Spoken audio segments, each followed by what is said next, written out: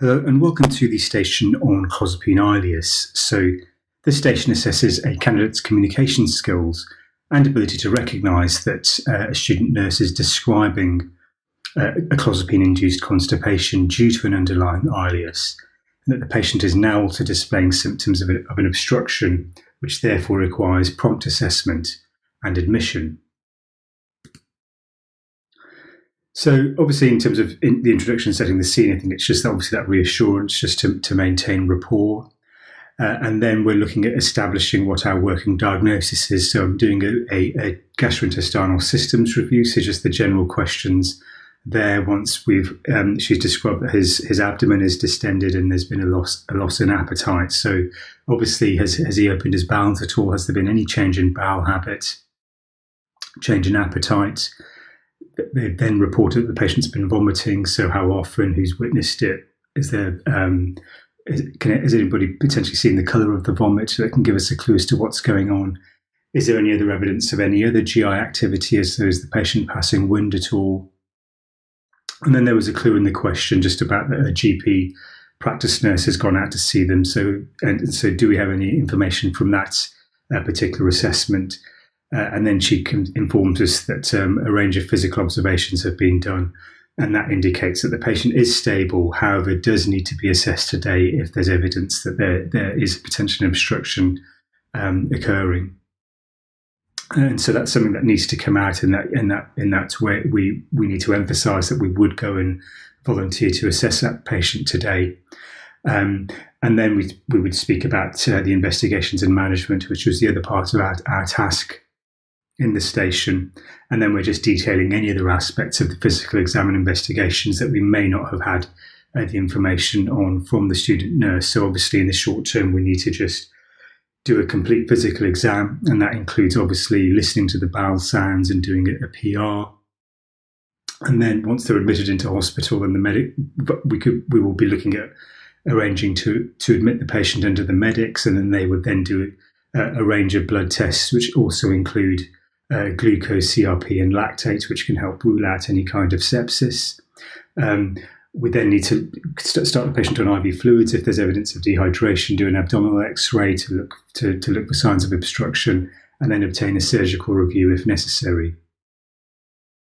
Stopping the clozapine immediately is also something that we'd need to mention, and then we can always say that we can potentially re-challenge the patient on clozapine at a lower dose at a later stage. But what we want to be preventing is any further ongoing slowing of the bowel movement with clozapine.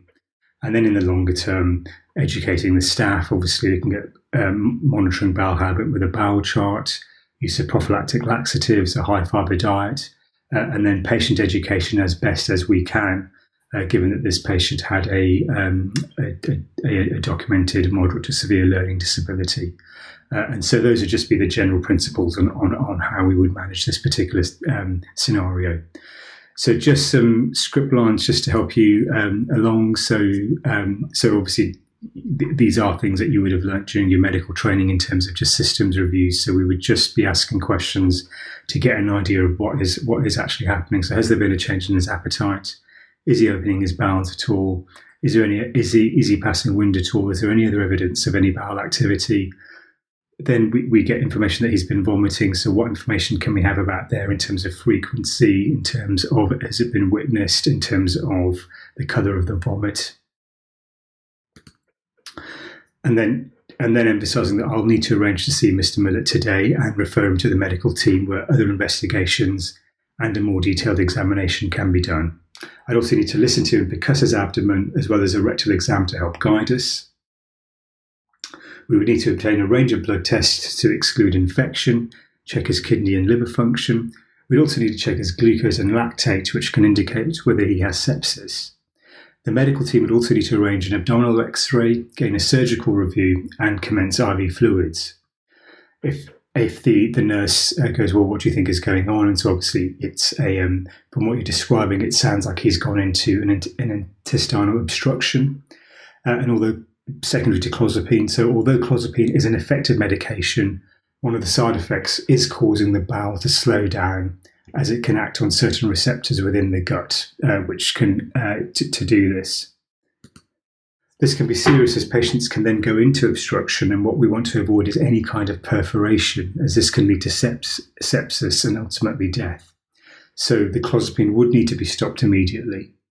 In the longer term, once this has resolved, we could consider a re-challenge with clozapine as he appeared to benefit from it. It would also be important to speak to the nurses about warning signs of patients on clozapine and to place the patient on a bowel chart. We'd also need to help educate Stephen as best as we can on the early warning signs, for example, a change in his bowel habit. We can also look at initiating him on prophylactic laxatives once he has been retitrated on clozapine.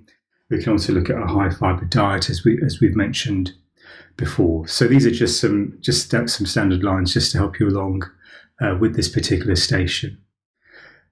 In terms of how this could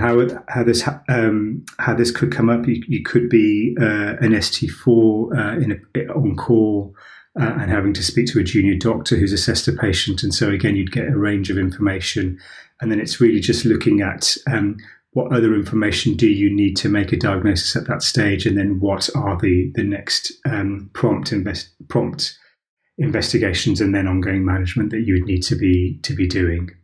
When it's coming to communicating with in these particular scenarios, obviously in this case we had a student nurse, or if you've got a junior doctor, then it is okay to be using medical terminology in these particular scenarios, but obviously just checking understanding at each time if there's any concerns that they raise. So I hope that tutorial is useful for you. Good luck with it, and I will see you in the next tutorial.